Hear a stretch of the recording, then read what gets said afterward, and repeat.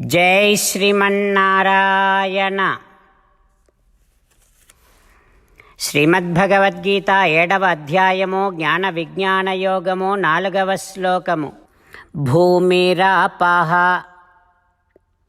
అనలో వాయుః ఖం మనో బుద్ధిరేవ చ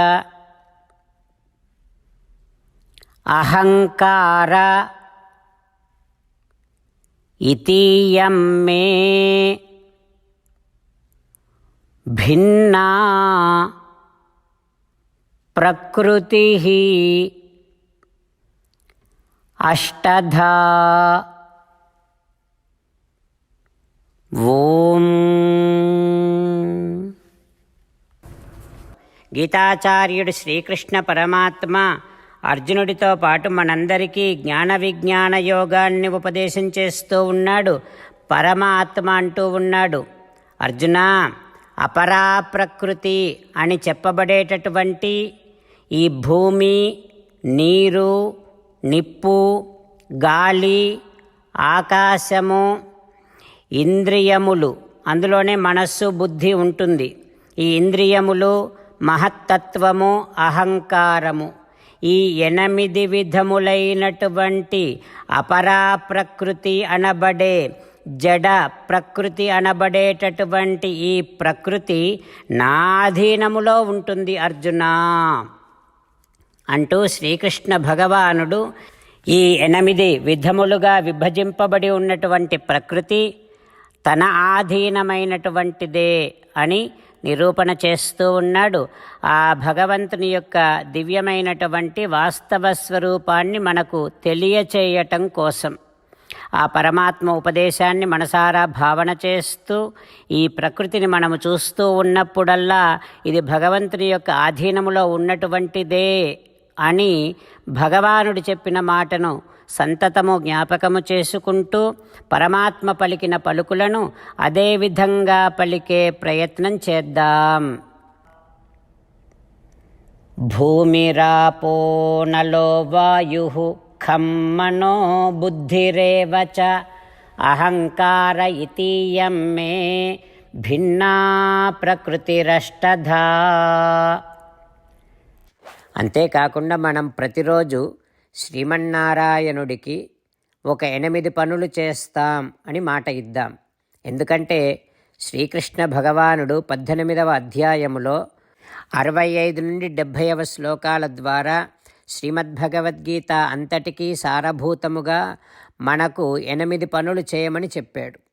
అలా చేస్తే చాలు, నేను మిమ్మల్ని అన్ని విధాలుగా రక్షిస్తా అని ప్రమాణపూర్వకముగా ప్రతిజ్ఞ కూడా చేశాడు.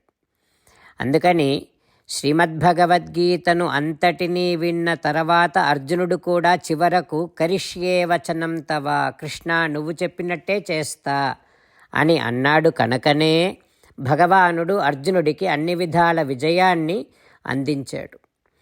మనం కూడా ప్రతిరోజు శ్రీమన్నారాయణుడికి ఆ రకంగానే మాట ఇద్దాం. 8 పనులు చేస్తాం అని మనము మాట ఇస్తే అది అష్టాక్షరీ మహామంత్ర జపము చేసినటువంటి ఫలితాన్ని మనకు ప్రతిరోజు ఇస్తుంది. ఇట్లా మాట ఇవ్వటం కంటే గొప్ప పూజ, యజ్ఞము, తపస్సు మరొక్కటి లేనే లేదు. అందుకని నేను అంటూ ఉంటాను, మీరు మనస్సులో భావిస్తూ ఉండండి. ఈ రకంగా మనము మాట ఇస్తూ ఉంటే శ్రీకృష్ణ భగవానుడి ముఖారవిందములో కలిగేటటువంటి ఆనందాన్ని మనం ప్రతిరోజు దర్శిద్దాం, ఆస్వాదిద్దాం. జై శ్రీమన్నారాయణ. హో శ్రీమన్నారాయణ, నువ్వు చెయ్యమన్నట్టే నేను నిన్నే సంతతము ధ్యానము చేస్తూ ఉంటా. హో శ్రీమన్నారాయణ, నువ్వు చెప్పినట్టే నేను నీ భక్తుడిగానే ఉంటా. హో శ్రీమన్నారాయణ, నువ్వు చెయ్యమన్నట్టే నేను నా విధులను, కర్తవ్యాలను నీ సేవగా, నీ తృప్తి కోసమనే సక్రమంగా నిర్వర్తిస్తూ ఉంటా. హో శ్రీమన్నారాయణ, నువ్వు చెప్పినట్టే నేను నీవాడిని అనే మహావిశ్వాసముతో నీకే నమస్కరిస్తూ ఉంటా. ఓ శ్రీమన్నారాయణ, మామేకం శరణం వ్రజ, నన్ను ఒక్కడిని మాత్రమే శరణు వేడుకో అని నువ్వే అన్నావు కనుక నేను నిన్ను ఒక్కడిని మాత్రమే శరణు వేడుకుంటా. ఓ శ్రీమన్నారాయణ, మా శుచః, ఇక దుఃఖించకు అని నువ్వే నాకు భరోసా ఇస్తున్నావు కనుక నేను ఇక దుఃఖించను. ఓ శ్రీమన్నారాయణ, నువ్వు చెప్పినట్టే నువ్వు నా కోసమని అనుగ్రహించినటువంటి శ్రీమద్భగవద్గీతను ప్రతిరోజు కనీసము ఒక్క శ్లోకాన్నైనా జ్ఞాపకం చేసుకుంటూ శ్రీమద్భగవద్గీతను అనుసంధానము చేస్తూ ఉంటా. ఓ శ్రీమన్నారాయణ, నువ్వు చెప్పినట్టే నువ్వందరి కోసమని చెప్పినటువంటి శ్రీమద్భగవద్గీతను తెలియని భక్తులందరికీ తెలియచేసే నా వంతు ప్రయత్నాన్ని నేను నిరంతరము కొనసాగిస్తూనే ఉంటా. ఓ శ్రీమన్నారాయణ, నేను నువ్వు చెప్పినట్టే చేస్తా, నీకు నచ్చినట్టే ప్రవర్తిస్తా, నీకోసమే పని చేస్తూ ఉంటా. కరిష్యే వచనం తవ. ఇప్పుడు శ్రీమద్భాగవతాన్ని అనుసంధానం చేసుకుందాం. శ్రీమద్భాగవత గ్రంథానికి నమస్కారం. నిగమకల్పతరోర్గలితం ఫలం సుఖముఖాదమృతద్రవ సంయుతం పిబత భాగవతం రసమాలయం ముహురహో రసికా భువి భావుకాః. శ్రీసుఖ యోగీంద్రుల వారికి నమస్కారం. యం ప్రవ్రజంతమనుపేతమపేతకృత్యం ద్వైపాయనో విరహకాతర ఆజుహావ పుత్రేతి తన్మయతయా తరవోభినేదుః తం సర్వభూతహృదయం మునిమానతోస్మి. నరనారాయణులకు, చతుర్ముఖ బ్రహ్మకు, సరస్వతీదేవికి, వ్యాసమహర్షుల వారికి నమస్కారం. నారాయణం నమస్కృత్య నరం చైవ నరోత్తమం దేవీం సరస్వతీం వ్యాసం తతో జయం ఉదీరయేత్. శ్రీమద్భాగవతము 6వ స్కంధములో సూతమహాముని శౌనకాది మహర్షులందరికీ ప్రవచనం చేస్తూ ఈ రకంగా చెబుతూ ఉన్నాడు. ఓ మహర్షులారా, శ్రీసుఖ యోగీంద్రుల వారు పరీక్షిన్నరేంద్రుడికి శ్రీమద్భాగవతాన్ని ఉపదేశం చేస్తూ ఇలా చెబుతూ ఉన్నాడు. ఓ పరీక్షిన్నరేంద్ర, కశ్యప ప్రజాపతి భార్యలు పులోమ, కాలక. వారి వలన కశ్యప ప్రజాపతికి పౌలోములు, కాలకేయులు అని 60,000 మంది సంతానం కలిగారు. వీరందరి యొక్క లక్ష్యం ఏంటంటే ఋషులు చేసే యజ్ఞాలను ధ్వంసం చేయటమే.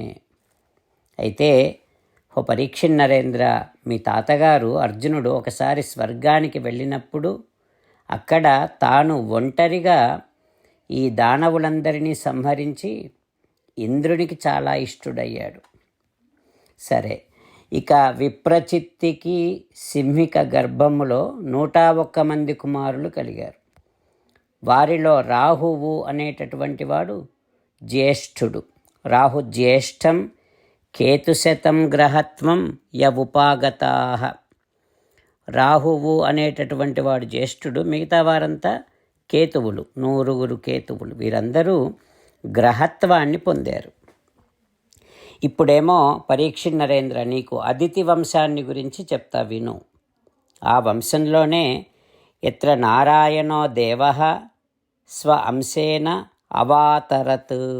ఆ వంశములోనే దేవదేవుడైనటువంటి శ్రీమన్నారాయణుడు తన అంశతో ఆవిర్భవించాడు. అంతేకాకుండా ఇంకా వివస్వానుడు, అర్యముడు, పూషుడు, త్వష్ట, సవిత, భగుడు, ధాత, విధాత, వరుణుడు, మిత్రుడు, శత్రువు, ఉరుక్రముడు అనేటటువంటి వారందరూ అదితికి జన్మించారు. ఇందులో వివస్వానుని భార్య పేరు సంజ్ఞ. వీరికి శ్రాద్ధదేవుడు అనే ఒక మనువు జన్మించాడు. అంతేకాకుండా యమరాజు, యమున అనే కవలలకు కూడా ఈ సంజ్ఞ జన్మనిచ్చింది. ఆ తర్వాత క్రమంగా యమున అశ్వినీ దేవతలకు జన్మనిచ్చింది అంటూ శ్రీసుఖ యోగీంద్రుల వారు ఉపదేశం చేస్తూ ఉన్నారు. ఆ తర్వాత ఏం జరుగుతుందో రేపు తెలుసుకుందాం. ఓం శ్రీకృష్ణ పరబ్రహ్మణే నమః. ఓం అస్మద్గురుభ్యో నమః. ముకుందమాల. కృష్ణో రక్షతు నో జగత్రయగురుః కృష్ణం నమస్యామ్యహం. కృష్ణేనామరశత్రవో వినిహతాః కృష్ణాయ తస్మై నమః. కృష్ణాదేవ సముత్థితం జగదిదం కృష్ణస్య దాసోऽస్మ్యహం. కృష్ణే తిష్టతి విశ్వమేతదఖిలం హే కృష్ణ సంరక్ష మాం.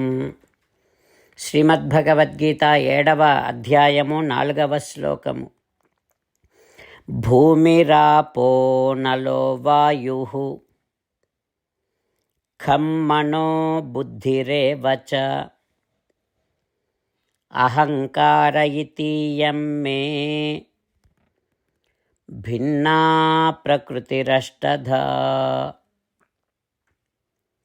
భూమిరాపో నలో వాయుః ఖం మనో బుద్ధిరేవ చ అహంకార ఇతీయం మే భిన్నా ప్రకృతిరష్టధా.